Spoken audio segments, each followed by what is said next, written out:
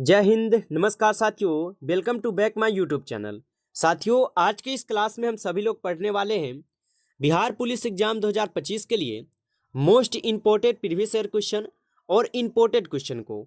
आपको इस क्लास में जो है प्रीवियस ईयर क्वेश्चन से लेकर इम्पोर्टेंट क्वेश्चन जो है इस क्लास में आपको पढ़ने के लिए मिलेंगे, जो कि आपके बिहार पुलिस एग्जाम 2025 के लिए जो आपका 19,838 पद है उनके लिए ये क्लास जो है मोस्ट इम्पोर्टेंट क्लास होने वाली है, जिसमें आपको हम प्रीवियस ईयर क्वेश्चन से लेकर इम्पोर्टेंट क्वेश्चन पढ़ाने वाले हैं, जो कि आपके एग्जाम में 100% पूछे जाते हैं। तो आप सभी लोग अच्छी तरीके से इस क्लास को लास्ट तक देखिए और लास्ट में आप सभी लोग अपना स्कोर जरूर बताइएगा कि आप सभी लोग कितना क्वेश्चन सही कर पाए हैं और कितना क्वेश्चन गलत कर पाए हैं। तो जरूर आप सभी लोग लास्ट में बताइए और अच्छी तरीके से क्लास को लास्ट तक देखिए। उनसे पहले यदि आप सभी लोग इस चैनल पर पहली बार जुड़े हैं तो आप सभी लोग चैनल को सब्सक्राइब करके जुड़ जाइए, जिससे आने वाले सभी क्लास का नोटिफिकेशन आपके पास सबसे पहले जरूर पहुंच पाए, क्योंकि यहाँ पर आप सभी लोगों को बिहार पुलिस एग्जाम के लिए most important previous year question और इंपोर्टेंट क्वेश्चन आपको डेली यहाँ पे पढ़ने के लिए मिलेंगे। तो चैनल को आप सभी लोग सब्सक्राइब जरूर कर लीजिएगा। साथ ही साथ आप सभी लोग साथियों इस क्लास को जो है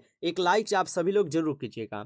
तो चलिए क्लास को स्टार्ट करते हैं और आज का हम लोग पहला नंबर क्वेश्चन पढ़ते हैं। आज का पहला नंबर क्वेश्चन पढ़िए और आंसर लगाइए। आज का पहला नंबर क्वेश्चन है, निम्नलिखित में से किसको संविधान द्वारा मौलिक अधिकारों को लागू करने की शक्ति दी गई है? बताइए आप सभी लोग, निम्नलिखित में से किसको संविधान द्वारा मौलिक अधिकारों को लागू करने की शक्ति दी गई थी? और ये सभी क्वेश्चन मोस्ट इंपोर्टेंट क्वेश्चन है साथियों। आप सभी लोग अच्छी तरीके से क्लास को देखिए लास्ट तक और अच्छे से आप लोगों को पता चल जाएगा कि हाँ ये किस लेवल का क्वेश्चन है। तो यहाँ पे पहले नंबर क्वेश्चन का हम लोग सही जवाब ऑप्शन डी करेंगे, सर्वोच्च न्यायालय एवं उच्च न्यायालयों को। ठीक है, ऑप्शन यहाँ पे डी सही जवाब है, आप सभी लोग याद रखिएगा। अगला क्वेश्चन आता है यहाँ पे 2 नंबर क्वेश्चन और 2 नंबर क्वेश्चन का आप सभी लोग आंसर बताइएगा। निम्नलिखित में से किस संविधान संशोधन अधिनियम को लघु संविधान कहा गया है? 42वें संविधान संशोधन, 46वें संविधान संशोधन, 44वां संविधान संशोधन या 50वां संविधान संशोधन होगा। तो निम्नलिखित में से किस संविधान संशोधन अधिनियम को लघु संविधान कहा गया है? तो यह कहे गए हैं किसको? यह कहे गए हैं 42वें संविधान संशोधन को। ऑप्शन ए हो जाएंगे सही जवाब यहाँ पे 2 नंबर क्वेश्चन का। अगला क्वेश्चन देखिएगा आप सभी लोग यहाँ पे 3 नंबर क्वेश्चन और 3 नंबर क्वेश्चन का आप सभी लोग आंसर लगाइएगा कि जम्मू एवं कश्मीर के राज्यपाल की नियुक्ति कौन करता है? बताइए आप सभी लोग, जम्मू एवं कश्मीर के राज्यपाल की नियुक्ति कौन करता है? तो जम्मू और कश्मीर के राज्यपाल की नियुक्ति जो है कौन करता है? तो भारत का राष्ट्रपति। ऑप्शन डी होगा सही जवाब यहाँ पे 3 नंबर क्वेश्चन का, याद रखिएगा। अगला क्वेश्चन आता है आप सभी लोगों का यहाँ पे 4th नंबर क्वेश्चन और 4th नंबर क्वेश्चन है, भारत में पंचायती राज व्यवस्था सर्वप्रथम राजस्थान में प्रारंभ की गई थी? हरियाणा में, गुजरात में, उत्तर प्रदेश या आंध्र प्रदेश में? तो भारत में पंचायती राज व्यवस्था सर्वप्रथम किस राज्य में यहाँ पे जो है ना प्रारंभ की गई थी? तो यह किए गए थे कहाँ पे? आंध्र प्रदेश में। ऑप्शन डी हो जाएगा सही जवाब यहाँ पे 4th नंबर क्वेश्चन का, याद रखेगा। अगला क्वेश्चन आता है आप सभी लोगों का यहाँ पे 5 नंबर क्वेश्चन और 5 नंबर क्वेश्चन का आंसर लगाइए।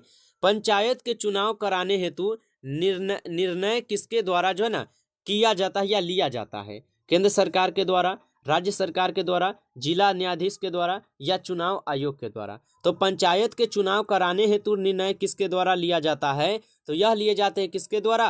राज्य सरकार के द्वारा। ऑप्शन बी हो जाएंगे सही जवाब यहाँ पे 5 नंबर क्वेश्चन का। अगला क्वेश्चन देखिएगा आप सभी लोग यहाँ पे 6 नंबर क्वेश्चन और 6 नंबर क्वेश्चन का आंसर बताइए।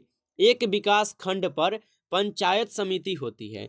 बताइए, एक विकास खंड पर पंचायत समिति जो है होती है, तो यह क्या होते हैं? एक राज्य सरकार होता है। ऑप्शन बी हो जाएगा सही जवाब यहाँ पे 6 नंबर क्वेश्चन का। अगला क्वेश्चन देखिएगा आप सभी लोग यहाँ पे 7th क्वेश्चन और 7th नंबर क्वेश्चन का आंसर बताइए। भारतीय संविधान में कितनी भाषाएं क्षेत्रीय भाषाओं के रूप में सामान्यता प्राप्त है? 12 भाषाएं, 13 भाषाएं, 14 भाषाएं या 22 भाषाएं हो जाएंगे? बताइए कि भारतीय संविधान में कितनी भाषाएं क्षेत्रीय भाषाओं के रूप में जो है ना मान्यता प्राप्त है? तो यहाँ पे हो जाएंगे कुल 22 भाषाएं। ऑप्शन यहाँ पे डी सही जवाब है, आप सभी लोग याद रखेगा। अगला क्वेश्चन आता है यहाँ पे 8 नंबर क्वेश्चन और 8 नंबर क्वेश्चन का आंसर बताइए। किस संविधान संशोधन बिल के द्वारा वोट देने की आयु 21 वर्ष से घटाकर 18 वर्ष कर दी गई है? 38वां संविधान संशोधन, 57वां, 61वां या 63वां संविधान संशोधन होगा? तो किस संविधान संशोधन बिल के द्वारा वोट देने की जो आयु है 21 वर्ष से घटाकर 18 वर्ष कर दी गई थी? तो यह किए गए थे 61वां संविधान संशोधन के द्वारा। ऑप्शन सी होगा सही जवाब। अगला क्वेश्चन देखिएगा आप सभी लोग यहाँ पे 9th नंबर क्वेश्चन, और 9th नंबर क्वेश्चन का आप सभी लोग जो है आंसर बताइएगा क्या होगा सही जवाब। 14 अगस्त 2007 को संसद द्वारा भारतीय संविधान में संशोधन के क्या है उपरांत अब अनुसूचित जाति की सूची में जातियों की संख्या कितनी है? 607 है, 1206 है, 1410 है या 1500 हो जाएंगे? तो यहाँ पे बताइए कि 14 अगस्त 2007 को संसद द्वारा भारतीय संविधान में संशोधन के उपरांत अब अनुसूचित जातियों की सूची में जनजातियों की संख्या कितनी हो गई है? तो यहाँ पे हो जाएंगे 1206 जनजाति। ऑप्शन यहाँ पे बी सही जवाब है। अगला क्वेश्चन देखिएगा आप सभी लोग यहाँ पे 10th number question. 10th number question है हमारे संविधान के अनुसार राज्यसभा का कार्यकाल है। बताइए हमारे संविधान के अनुसार राज्यसभा का कार्यकाल जो है ना कितने वर्ष का होता है? तो बताइएगा आप सभी लोग क्या होगा सही जवाब। तो समानतः क्या है समाप्त होने का विषय नहीं है, यानी समाप्त होने का यहाँ पे विषय ही नहीं है, कभी भी हो सकता है। तो ऑप्शन डी होगा सही जवाब। अगला क्वेश्चन देखिए यहाँ पे आप सभी लोग 11th क्वेश्चन, और 11th क्वेश्चन का आंसर लगाइए सभी लोग यहाँ पे कि एक विधेयक जो संसद में प्रस्तुत किया जाता है कौन सी क्रिया के बाद अधिनियम बन जाता है? बताइए कि एक विधेयक जो संसद में प्रस्तुत किया जाता है और कौन सी क्रिया के बाद अधिनियम बन जाता है? तो यह बन जाते हैं कौन से अधिनियम के द्वारा? जब राष्ट्रपति अपनी क्या है सहमति देश देता है तब। ठीक है, तो ऑप्शन बी हो जाएगा सही जवाब यहाँ पे 11th क्वेश्चन का। नेक्स्ट क्वेश्चन देखिएगा आप सभी लोग यहाँ पे 12th नंबर क्वेश्चन, और 12th नंबर क्वेश्चन का आप सभी लोग आंसर बताइए। एक गैर सदस्य के रूप में संसद के किसी एक सदन की कार्यवाही में भाग ले सकता है उपराष्ट्रपति, मुख्य न्यायाधीश, महान्यायवादी या मुख्य निर्वाचन आयुक्त हो जाएंगे। तो एक गैर सदस्य के रूप में संसद के किसी एक सदन की कार्यवाही में भाग ले सकता है, तो कौन ले सकता है? तो महान्यायवादी ले सकता है जी। ऑप्शन सी होगा सही जवाब। साथियों अभी तक आप जो है अभी तक इस क्लास को लाइक नहीं किए हैं तो आप सभी लोग इस क्लास को लाइक जरूर कर लीजिए, क्योंकि आपको ये क्लास कराने में बहुत मेहनत लगता है साथियों। तो आप सभी लोग मेहनत का बरकरार करते हुए आप सभी लोग इस क्लास को लाइक कर लीजिएगा, और चैनल पर पहली बार जुड़े होंगे तो सब्सक्राइब करके आप सभी लोग जरूर जुड़िएगा, ताकि जब भी क्लास हो नोटिफिकेशन आपके पास सबसे पहले जरूर मिल पाए। क्योंकि यहाँ पर आप सभी लोगों के लिए most important previous year question और इंपॉर्टेंट क्वेश्चन डेली पढ़ने के लिए मिलेंगे, तो चैनल को आप सभी लोग सब्सक्राइब करके जुड़ जाइएगा। चलिए अगला क्वेश्चन देखिए आप सभी लोग यहाँ पे 13 क्वेश्चन आता है। 13 क्वेश्चन क्या है? श्रीमती प्रतिभा पाटिल का भारतीय गणतंत्र के राष्ट्रपति के रूप में क्रम क्या है? 10वां क्रम है, 11वां क्रम है, 12वां क्रम है या 13वां क्रम होगा? तो श्रीमती प्रतिभा पाटिल का भारतीय गणतंत्र के राष्ट्रपति के रूप में यहाँ पे कौन सा क्रम उनका हो जाएगा? तो उनका क्रम है क्या है 12वां क्रम। ऑप्शन यहाँ पे सी से जवाब है, याद रखेगा। अगला क्वेश्चन है यहाँ पे 14 क्वेश्चन। 14 क्वेश्चन का आंसर बताइए कि भारत में क्या है चलित न्यायालय इनका मानसूत्र है। बताइए कि भारत में चलित न्यायालय और इनका मानसूत्र क्या होगा? तो इनका मानसूत्र क्या होगा? तो डॉक्टर APJ अब्दुल कलाम होगा। ऑप्शन सी यहाँ पे सही जवाब है, याद रखिएगा। अगला क्वेश्चन आता है आप सभी लोगों का यहाँ पे 15 क्वेश्चन, और 15 क्वेश्चन का आप सभी लोग आंसर बताइएगा क्या होगा सही जवाब। 15 क्वेश्चन है कि एक उच्च न्यायालय का न्यायाधीश अपना त्याग पत्र संबोधित करता है। बताइए आप सभी लोग आंसर बताइए। एक उच्च न्यायालय का न्यायाधीश जो है ना अपना त्याग पत्र किसे संबोधित करता है? तो यह किसको संबोधित करते हैं? तो यह राष्ट्रपति को संबोधित करते हैं। ऑप्शन ए हो जाएंगे सही जवाब यहाँ पे 15 क्वेश्चन का। अगला क्वेश्चन देखिएगा आप सभी लोग यहाँ पे 16 क्वेश्चन, और 16 क्वेश्चन क्या है आप सभी लोगों का? संविधान के किस अनुच्छेद द्वारा सिखों द्वारा जो है ना कृपान धारण करना धार्मिक स्वतंत्रता का अंग माना गया है? अनुच्छेद 24, अनुच्छेद 25, अनुच्छेद 26 या अनुच्छेद 27 हो जाएगा। तो यहाँ पे संविधान के किस अनुच्छेद द्वारा सिखों द्वारा कृपान धारण करना धार्मिक स्वतंत्रता का अंग माना गया है? तो ये माने गए हैं 25वें संविधान 25वें अनुच्छेद के द्वारा। ऑप्शन बी हो जाएगा सही जवाब यहाँ पे। अगला क्वेश्चन देखिएगा आप सभी लोग यहाँ पे 20 यहाँ पे कितना आता है 17 क्वेश्चन है। यहाँ पे 17 क्वेश्चन है कि राष्ट्रपति पर महाभियोग का आरोप संसद के किस सदन द्वारा लगाया जा सकता है? बताइए कि राष्ट्रपति पर महाभियोग का आरोप जो है संसद के किस सदन द्वारा लगाया जा सकता है? लोकसभा, राज्यसभा, संसद के किसी भी सदन के द्वारा, या इनमें से कोई नहीं होगा? तो यहाँ पे 17 क्वेश्चन का सही जवाब क्या होगा बताइएगा। 17 क्वेश्चन का सही जवाब साथियों ऑप्शन सी कीजिएगा, संसद के किसी भी सदन के द्वारा, ऑप्शन सी हो जाएगा सही जवाब, याद रखिएगा। अगला क्वेश्चन आता है आप सभी लोगों का यहाँ पे 18 क्वेश्चन, और 18 क्वेश्चन क्या है, राज्यपाल को वेतन तथा भत्ता दिया जाता है, बताइए आप सभी लोग आंसर बताइए क्या होगा सही जवाब। तो राज्यपाल को वेतन तथा भत्ता दिया जाता है, तो यह किसके द्वारा दिए जाते हैं, तो याद रखिएगा ये ए और बी दोनों के द्वारा दिए जाते हैं, तो ऑप्शन डी होगा इनमें से दोनों, ठीक है, ऑप्शन डी होगा। अगला क्वेश्चन देखिए आप सभी लोग यहाँ पे 19 क्वेश्चन। 19 क्वेश्चन क्या है, केंद्र राज्य संबोध में राज्यों की स्थिति नगर पालिका की तरह होती है, बताइए केंद्र राज्य क्या है, संबंध में राज्यों की स्थिति नगर पालिका की तरह होती है, तो यह होते हैं क्या, वित्तीय रूप में राज्य का केंद्र पर निर्भरता होता है, तो ऑप्शन डी होगा यहाँ पे सही जवाब 19 क्वेश्चन का। अगला क्वेश्चन देखिएगा आप सभी लोग 20 नंबर क्वेश्चन।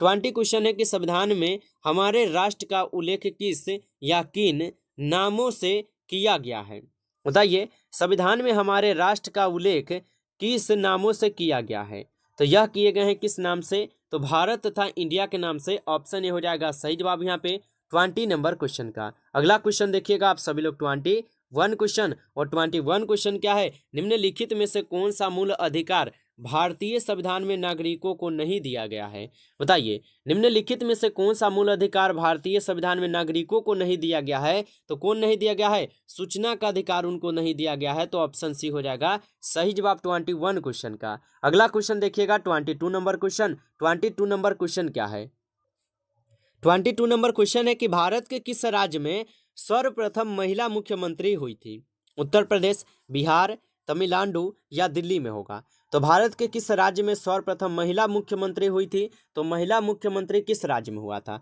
तो महिला मुख्यमंत्री जो है यह आपके उत्तर प्रदेश में हुआ था सबसे पहले, ऑप्शन ए हो जाएगा सही जवाब। अगला क्वेश्चन देखिएगा आप सभी लोग 23 क्वेश्चन। 23 क्वेश्चन है कि पंचायतों को संवैधानिक दर्जा प्रदान किया गया है अनुच्छेद 256 के अंतर्गत, अनुच्छेद 243 के अंतर्गत, अनुच्छेद 239 के अंतर्गत या अनुच्छेद 219 के अंतर्गत होगा, बताइए आप सभी लोग। पंचायतों को संवैधानिक दर्जा जो है ना प्रदान किया गया है, तो ये किसके द्वारा प्रदान किए गए हैं, अनुच्छेद 243 के अंतर्गत, ऑप्शन बी जितने भी लोग लगाए हैं उनका बिल्कुल सही जवाब है। चलिए अगला क्वेश्चन देखिए यहाँ पे 24 क्वेश्चन। 24 क्वेश्चन है केंद्र में द्वैध शासन किस अधिनियम के अंतर्गत स्थापित किया गया था, बताइए आप सभी लोग बताइए केंद्र में जो द्वैध शासन है यह किस अधिनियम के अंतर्गत जो है ना स्थापित किया गया था, तो यह किस अधिनियम के द्वारा स्थापित किए गए थे, भारत सरकार अधिनियम 1935 के द्वारा जो है ना ये स्थापित किया गया था, तो ऑप्शन सी हो जाएगा सही जवाब 24 क्वेश्चन का। अगला क्वेश्चन देखिएगा आप सभी लोग 25 क्वेश्चन,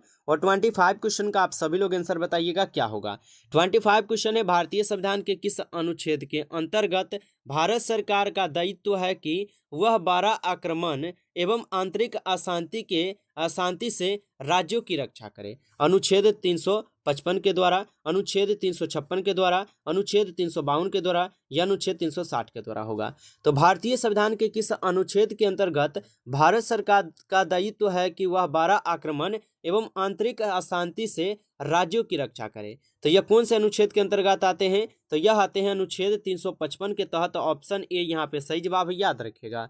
अगला क्वेश्चन आता है 26 नंबर क्वेश्चन, और 26 नंबर क्वेश्चन क्या है, गीत जन गण मन को भारत के राष्ट्रगान के रूप में किस वर्ष स्वीकृत जो है ना किया गया था, 1947 में, 1949 में, 1950 में या 1951 में होगा। तो गीत जो जन गण मन है उनको भारत के राष्ट्रगान के रूप में किस वर्ष स्वीकृत किया गया था, तो यह किए गए थे आपके 1950 में, ऑप्शन सी हो जाएगा सही जवाब यहाँ पे 26 नंबर क्वेश्चन का। अगला क्वेश्चन देखिएगा 27 क्वेश्चन। 27 क्वेश्चन क्या है, भारत का अंतिम अंग्रेज वायसराय कौन था, बताइए आप सभी लोग भारत का अंतिम अंग्रेज वायसराय कौन था, तो भारत का अंतिम अंग्रेज वायसराय जो है कौन था, तो लॉर्ड माउंटबेटन था, ऑप्शन सी हो जाएगा सही जवाब यहाँ पे 27 क्वेश्चन का। अगला क्वेश्चन देखिएगा 28 क्वेश्चन। 28 नंबर क्वेश्चन क्या है, इसका आंसर आप सभी लोग बताइएगा। संविधान सभा के सदस्यों ने भारत के संविधान का प्रारूप तैयार किया है, वे कौन थे, बताइए। संविधान सभा के सदस्यों ने भारत सरकार के संविधान का प्रस्ताव जो है ना तैयार किया था, और वे कौन थे, तो कौन थे भाई, वह कौन थे? तो वह विभिन्न प्रदेशों की विधान सभाओं में से चयनित उम्मीदवार थे। ऑप्शन सी हो जाएगा सही जवाब, आप सभी लोग याद रखिएगा। अगला क्वेश्चन देखिएगा आप सभी लोग, यहाँ पे आता है 29 क्वेश्चन। 29 क्वेश्चन है कि संविधान का मसौदा तैयार करने वाली समिति के अध्यक्ष कौन थे? बताइए, संविधान का जो मसौदा तैयार करने वाली समिति है और उनके अध्यक्ष कौन हो जाएंगे? तो उनके अध्यक्ष कौन थे? उनके अध्यक्ष थे आपके doctor Bhimrao Ambedkar ji. Option D हो जाएंगे सही जवाब यहाँ पे 29 क्वेश्चन का सही जवाब। अगला क्वेश्चन देखिए आप सभी लोग, यहाँ पे 13 क्वेश्चन क्या है? संविधान प्रारूप समिति में अध्यक्ष को मिलाकर सदस्य शामिल थे, 7 थे, 5 थे, 9 थे या 3 हो जाएंगे? तो संविधान प्रारूप समिति में अध्यक्ष को मिलाकर सदस्यों शामिल कितने थे? तो यहाँ पे कुल 7 सदस्य हो जाएंगे। ठीक है, ऑप्शन ए यहाँ पे सही जवाब है 13 क्वेश्चन का, याद रखिएगा। नमस्कार साथियों, आज के इस क्लास में कुल हम लोग 30 क्वेश्चन को पढ़े हैं और ये सभी क्वेश्चन मोस्ट इंपोर्टेंट क्वेश्चन थे आपके बिहार पुलिस के एग्जाम के लिए। यदि आप सभी लोगों को ये क्लास अच्छा लगा हो साथियों, तो इस क्लास को आप सभी लोग जरूर लाइक कर लीजिएगा। चैनल पर पहली बार जुड़े हैं तो सब्सक्राइब करके आप सभी लोग जुड़ जाइए, जिससे आने वाले सभी क्लास का नोटिफिकेशन आपके पास सबसे पहले जरूर पहुंच पाए। तो चैनल पर पहली बार यदि आप सभी लोग जुड़ रहे हैं तो चैनल को सब्सक्राइब करके आप सभी लोग जरूर जुड़े रहिएगा और अपने दोस्तों के यहाँ आप सभी लोग इस क्लास को जरूर शेयर कर लीजिएगा, क्योंकि ये क्लास आपके लिए बहुत हेल्पदायक क्लास है और इस क्लास से आपको बहुत बेनिफिट होने वाली है एग्जाम में। तो आप सभी लोग ज़्यादा से ज़्यादा अपने दोस्तों को आप सभी लोग शेयर कर दीजिए, ताकि आपके दोस्त लोग भी इस क्लास को एक बार जरूर अच्छे से पढ़ सके। चलिए फिर मिलते हैं आप लोगों से नेक्स्ट क्लास में, तब तक के लिए जय हिंद, जय भारत।